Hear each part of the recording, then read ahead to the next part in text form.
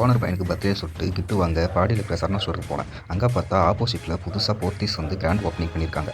ஐயையோ, அதனாலே அந்த ஏரியா ஃபுல்லாக வந்து ஃபுல் டிராஃபிக். இந்த டிராஃபிக்கில் உள்ளே போயிட்டு வெளியே வரது உசுறு போயிட்டா எப்பா சொல்லிட்டு வேற ஏதாச்சும் கடை பக்கம் போயிட்டு வாங்கிக்கலாம் சொல்லிட்டு இருந்து ஒரு வீடியோ பண்ணிவிட்டு அங்கே இருக்கிற டிராஃபிக்கை வந்து ரசிச்சுட்டு அப்படியே கிளம்பிடலாம் சொல்லிட்டு ஒரு வீடியோ பண்ணேன். ஆனால் அங்கே பாருங்கள், பிரிட்ஜ் ஃபுல்லாக டிராஃபிக் தான் பாப்பா.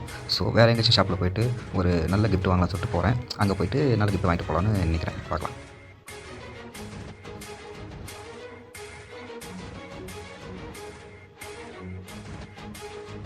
அதை விட்டு வேறு ஒரு ஷாப்புக்கு போனேன். அங்கே போனால் ஏகப்பட்ட வந்து குழந்தைங்களுக்கு வந்து சூப்பரான கிஃப்ட்லாம் இருந்துச்சு.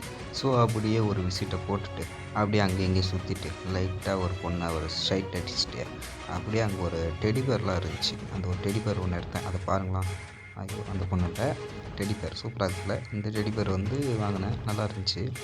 ஸோ இது ஒன்று வாங்கிக்கலாம். அதுக்கப்புறம் சொல்லிட்டு ஒரு சூப்பரான ஒரு பொம்மையை பார்த்தேன். அதை பார்த்தா உங்களுக்கு ஒரு செம காமெடியாக பாருங்களா.